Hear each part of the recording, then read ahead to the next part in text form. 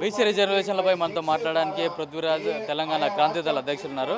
Sir చెప్పండి, తెలంగాణ ఉద్యమం తరహాలోనే బీసీ రిజర్వేషన్ ఉద్యమం కూడా చేస్తామని చెప్తున్నారు కదా, అంటే బీఆర్ఎస్ పార్టీ కూడా దాని గురించి ఏం చేయాలనుకుంటున్నారు? ఇప్పుడు బీఆర్ఎస్ కేసీఆర్ బీఆర్ఎస్ పార్టీ బీసీలకు చాలా మోసం చేసింది, ద్రోహం చేసింది.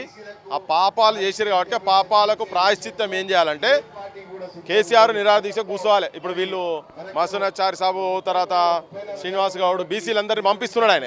ఇప్పుడు బీసీ మూవ్మెంట్ మళ్ళీ వస్తుందని పంపించి, కానీ 34% బీసీల రిజర్వేషన్ ఉన్నదాన్ని 18% తగ్గించినటువంటి గనుడు ఆయన. అందుకే పాపాత్ముడు దుర్మార్గుడు అని చెప్పాను అన్న నేను. సో అందుకని ఏంటంటే నేను ఇప్పుడు వీళ్ళని పోయి మీరు ఇప్పుడు ఇక్కడ తిరుగుతుంది కదా, మీ అధ్యక్షుని దగ్గరికి పోయి ఆయన దగ్గర పోయి ఆయనను కూడా సరే మన గతంలో దొంగ దీక్ష చేసిన మంచి దీక్ష జనంకి అందరికి ఎరికే, కానీ అటువంటిది ఏదో కూర్చుంటే పోయే ముంగట ఓ ఉత్తమమైన పని చేసినట్టు ఆయనకు జనమని అనుకుంటారు. 50% తెలంగాణలో 50% కన్నా ఎక్కువ ఉన్నటువంటి వాళ్ళు దాదాపు 60% పైన ఉన్న బీసీల లెక్క ఆయన తీసిండు, బయటికి పెట్టలే. ఓకే, ఆ బీసీలకు కనీసం నువ్వేమన్నా ప్రాయశ్చిత్తం చేసుకున్నావు అవుతావు అని చెప్పని కేసీఆర్ దగ్గర పోయే ముందు స్వర్గాన్ని పోతావు నరకాన్ని పోతావు ఎరకలే, కానీ పోయే ముందు ఈ పనైనా చేస్తే జనవన్న నీకు స్వర్గం పో నాయన అని చెప్పని దండవన్న పెడతారు. లేకపోతే మీ బీసీ లీడర్లను ఇట్లా మీటింగ్లో పంపించడం బంద్ చేయి, ఈ నాటకాలు ఎందుకు అని చెప్పిన నేను. అంటే ప్రజా సమస్యల మీద ఎప్పుడు కూడా బయటకు రాని కేసీఆర్ బీసీల ఉద్యమం కోసం బయటకు వస్తారనుకుంటున్నారా? రావాలి మరి. ఇప్పుడు ఆయన తెలంగాణ గురించి నేను కూర్చున్నా చైత్రయాత్రను శవయాత్రను అని డైలాగులు కొట్టిండు. సరే తెల్లారే ఆయన విరమించిండు కథ, అదంతా మళ్ళీ విద్యార్థులు మా బోటలు అందరం ఆ టైంలో ఉన్న వాళ్ళు అందరం లేపినాం. వస్తాడంటారా అంటే మరి రాకుంటే మరి వీళ్ళని వాళ్ళ బీసీలని వేదికల మీదకి పంపించుడు బేకారు కదా. ఈ డ్రామాలు ఏంటి అని చెప్తున్నా నేను, ఈ నాటకాలు ఏంటి? మీరు అధికారంలో ఉన్నప్పుడు ఓ మాట, ప్రతిపక్షంలో ఉన్నప్పుడు మళ్ళీ ఒక మాట.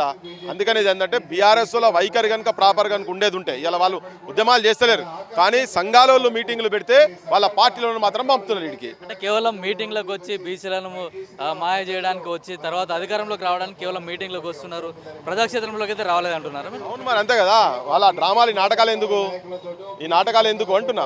నువ్వు నీకు నిజంగా నీ పార్టీ వైఖరి బీసీలకు 9th షెడ్యూల్లో పెట్టాలా కనుక ఉండేది ఉంటే ఢిల్లీలో పోయి కూడా కొట్లాడాలి. ఈడ కూడా మొత్తం రాష్ట్రంలో నీ పార్టీ లైన్గా తీసుకొని ఇది ఒక యాజిటేషన్ టేకప్ చేసి దానికి బీసీలను ముంగడ పెట్టి నువ్వు నిరాదీక్ష కూర్చుంటేనే నమ్ముతారు, లేకపోతే ఎవరు నమ్మడు. సత్యం ఇది కూడా బీసీల గురించి శవయాత్రను జైత్రయాత్రను అయితేనేమో జైత్రయాత్ర అయితేనేమో నిన్ను మంచిగా గుర్రం మీద ఏనుగ మీద కూర్చోబెట్టి దండలేసి తిప్పుతాం. ఇక లేదంటే ఇక ఏదో ఒకటి అయితే అవుతుంది, కానీ బీసీలకు నువ్వు మేలు చేసిన అవుతావు. ఈ నాటకాలు వద్దని చెప్పదలుచుకున్నాం. అంటే 10 ఏళ్ళు అధికారంలో ఉన్నప్పుడు పట్టించుకొని బీఆర్ఎస్ పార్టీ ఇప్పుడు ఎట్లా పట్టించుకుంది అనుకుంటున్నారు? పట్టించుకోదు కనుకనే చెప్తున్నా ఈ మాట నేను. ఆయన ఎట్లా రాడు, అందుకనే చెప్తున్నా ఆయన రాడు.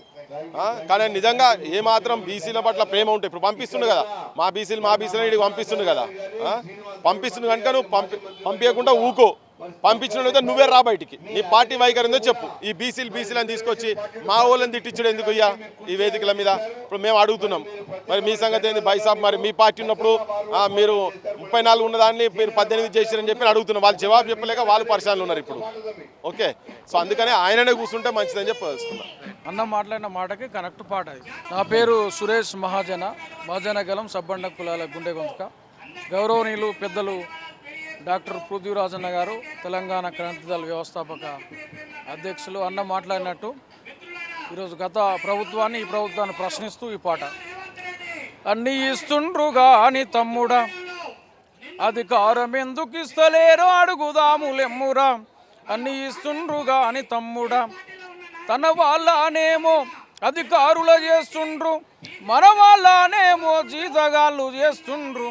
అన్నీ ఇస్తుండ్రుగా అని తమ్ముడా, అధికారం ఎందుకు ఇస్తలేరో అడుగుదాములెమ్మురా.